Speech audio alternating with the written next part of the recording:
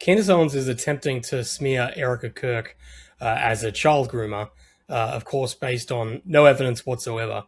I would like to highlight the time that Candace Owens defended 5 child groomers, including 1 convicted child molester, back in August 2023. She did this because this minor is also an alleged victim of the Tate brothers. It's relevant to this case to discuss her history before she ever met a Tate brother. That's right, her husband's good buddy, Andrew Tate. I've known Andrew since before Andrew was Andrew. You know what I mean? He's a great guy. I used sex as a tool to make women love me so they'd obey me and live in my house to make me money. That's what I wanted. So I was a pimp in that sense.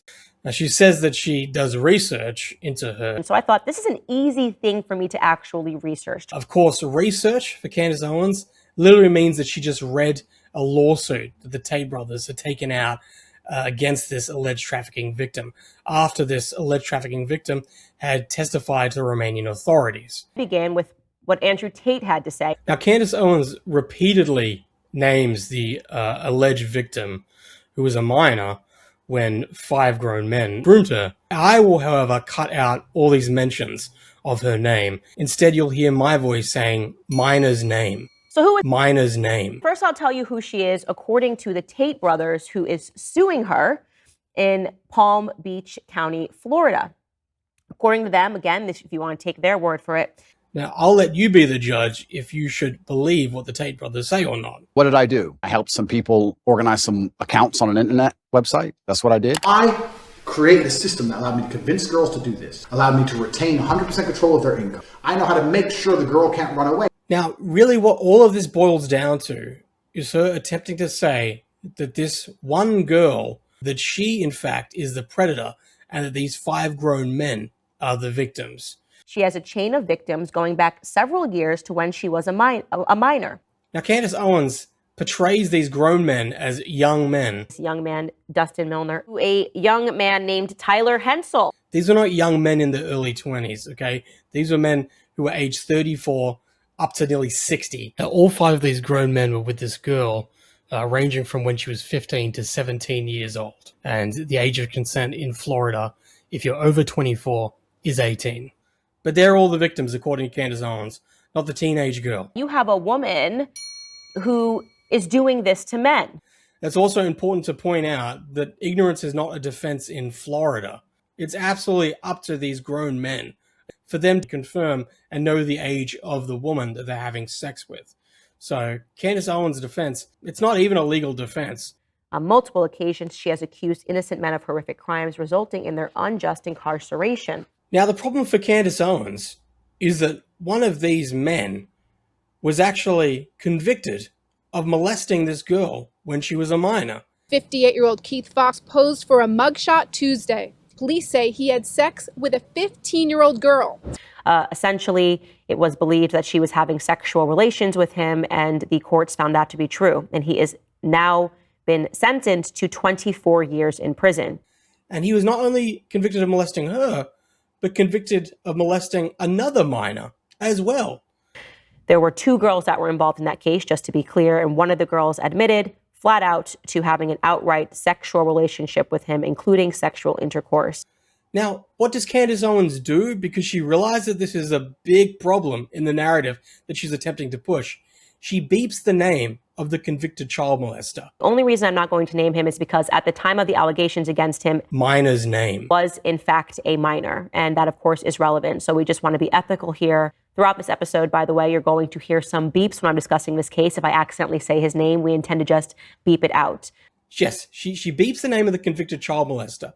Yet she names the molested child over and over again. Like I said, the entire episode was dedicated to attacking and discrediting this girl who was a minor when she was involved with this convicted child molester and with these other grown men, because she doesn't want you to look into the case to realize that there's no basis for this narrative that she's attempting to push. And not expose his name so that people can look up the case because, as I said, she was underage at the time. His name is Keith Fox, okay? That's who she's beeping the name of, and you can look it up. It is publicly available. The arrest report shows that the teen's mother hired a private investigator to follow her daughter and Fox.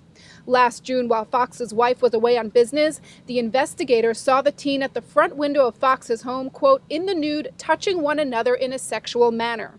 And the teen described her relationship with Fox to detectives as more of a father-daughter one. She also told detectives that he was a mentor to her. It started off with just a very close relationship between a teen student and her yoga instructor. He made a few inappropriate comments. Police say those escalated to several serious allegations against Fox. Performed deviant sexual acts in the bedroom, such as urinating on her during intercourse. Is serving a prison sentence. His life has pretty much been destroyed here.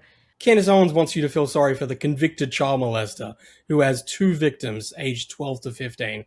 That's who Candace Owens is. So now remember, Candace Owens' entire attack of this minor is that she lied about her age to these grown men. She's got this trial going on with.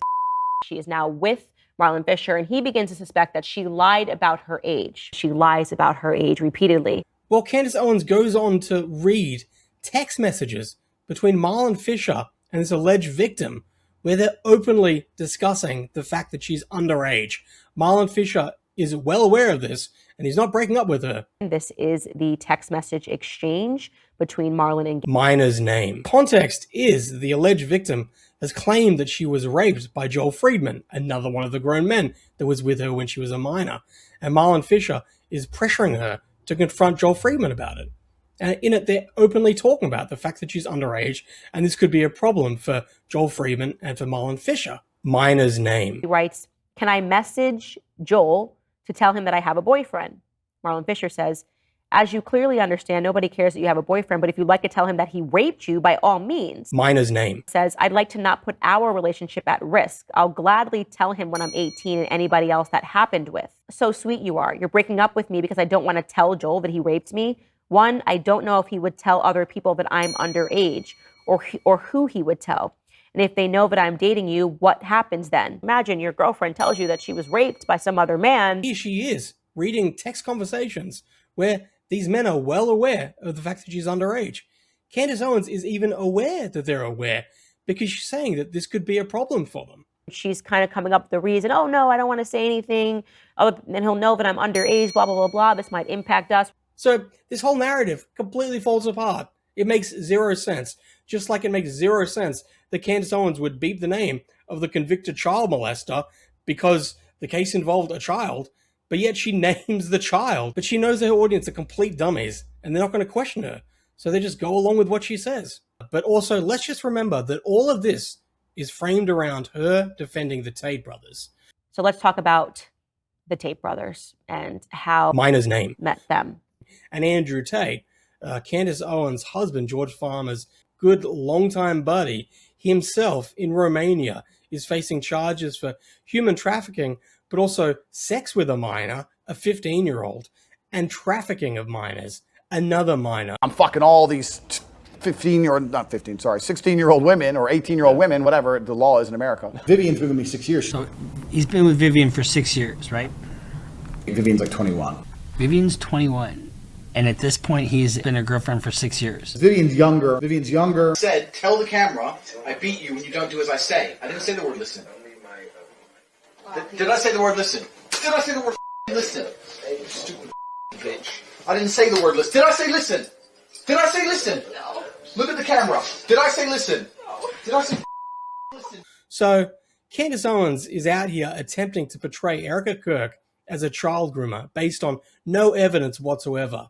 While Candace Owens herself has quite the track record of defending men who range from convicted child molesters to men who are charged with trafficking of minors and sex with a minor. That's who Candace Owens is. So Candace Owens, please spare me the virtue signaling of you pretending that you care for child grooming. All right, you absolute hypocrite.